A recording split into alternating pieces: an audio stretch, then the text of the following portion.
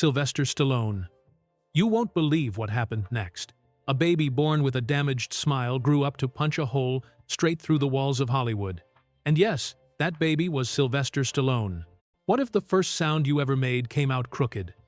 Sylvester Stallone entered the world on the 6th of July 1946 in New York City, with facial nerve damage from a forceps delivery. That slur, that tilted grin people mocked? It became his signature proof: you can turn a flaw into a flag you fly. Home wasn't soft either. His parents, Frank Stallone Sr. and Jackie Stallone, fought hard. School was a minefield of bullying. He bounced from place to place like a kid nobody knew what to do with.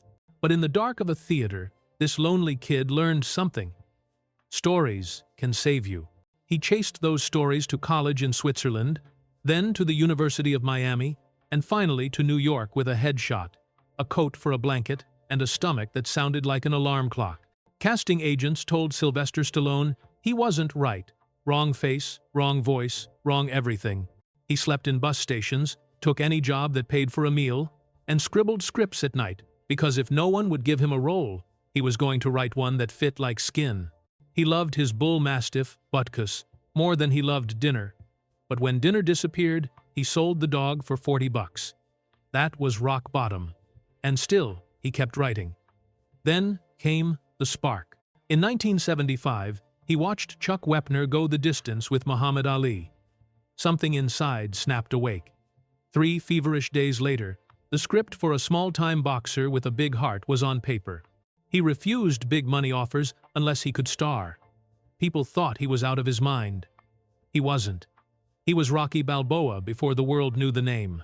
The budget was tiny, the set scrappy, and the paycheck modest. But when Rocky hit in 1976, it exploded. Awards followed, fame followed, and a new American folk hero was born. The crowd saw a movie. Sylvester Stallone knew it was his own heartbeat on film. The 80s crowned him twice, as Rocky Balboa, the scrapper who wouldn't stay down, as John Rambo, the battle-scarred soldier who wouldn't disappear. But that crown was paid for in flesh. For Rocky III, Sylvester Stallone shredded himself to an insane body fat level doctors warn against. During Rocky IV, he told Dolph Lundgren to punch for real. One sledgehammer shot later, his heart lining was bruised, and he landed in intensive care for 9 days. Ribs, shoulders, neck surgery after surgery, stacked up like receipts you never wanted to keep. The audience saw a machine. The man felt like a repair shop. Then the 90s walked in like a cold wind. A few films missed. Judge Dredd didn't land. Comedies misfired. People whispered that the moment had passed. But there's something stubborn about a fighter. In 1997, he put on weight, dialed everything down, and delivered a quiet, bruised performance in Copland. It reminded everyone that Sylvester Stallone could do more than bleed on cue. He could act. Still, the true roar came later. Rocky Balboa in 2006, raw and soulful. Rambo in 2008, unflinching and ferocious. Then, a reunion of action legends in The Expendables that felt like a victory lap. He kept reinventing mentor mode in Creed, and later a magnetic TV turn in Tulsa King. Time kept moving. He kept moving faster.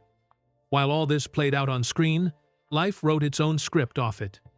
Sylvester Stallone married Sasha Chak in 1974. They had 2 sons, Sage Stallone and Sergio Stallone. Sergio was diagnosed with autism. The family's love stretched, bent, and learned a new rhythm. Sage acted with his dad and chased directing, a bright future looking back at him.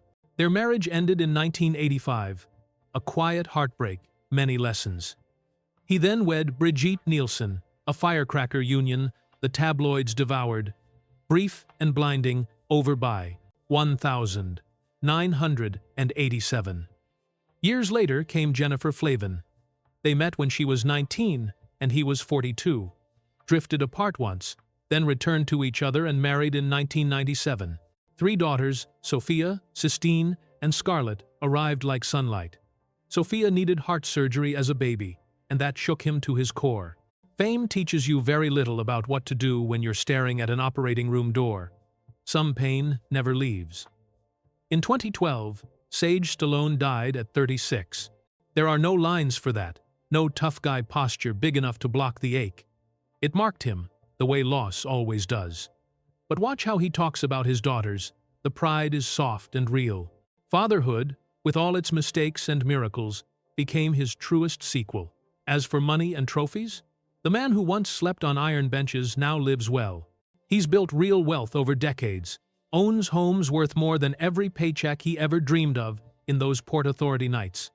And yet, he'll tell you straight, the best part of his day is family dinner. Sure, there are cars and memories and movie posters, but if you ask Sylvester Stallone what matters, he'll point to the people sitting next to him. Age didn't steal his discipline, it just changed the rules. At 79, the weights are lighter, the reps are thoughtful, and recovery is a ritual. The scars are roadmaps, not warnings. He's been candid about surgeries, not cosmetic gossip, but the long fight to correct that childhood nerve damage and the fallout from decades of brutal stunts. He's shared what hurts and what heals. He's given back, to supporting medical research, veterans, and children's causes, turning the nostalgia people feel for Rocky and Rambo into something that helps actual lives. That's legacy you can measure. So, what is Sylvester Stallone, really? Not a statue, not a meme, not a man who never feels pain. He is the proof that you can be written off as a kid, mocked for your voice, told no 1,000 times, and still write your own name in letters 10 feet high. He is the lesson that your worst day might be the clay that shapes your greatest work. He is the reminder that toughness is not the absence of wounds, it's the courage to keep walking with them. Now, imagine being him for a second. The world claps for you, then stops. Your body says, enough. Your heart breaks in ways cameras should never see, and yet tomorrow asks you to stand up anyway. Would you? He did, again and again. From Rocky Balboa to John Rambo, from the kid in the back row to the man on the marquee, Sylvester Stallone has never been fighting for applause. He's been fighting for meaning. And that's why his story still hits like a clean right hand. If this journey lit a fire in you, if you've ever felt counted out, talked down to, or told you weren't built for the dream, remember the guy with the crooked smile who wouldn't take no. Take your next punch and keep stepping forward. That's the whole playbook. Before you go, tell me, what's the script you're writing for yourself? Drop a heart if Sylvester Stallone inspires you. Share this with someone who needs a push. And hit that like to keep stories like this coming. Your move.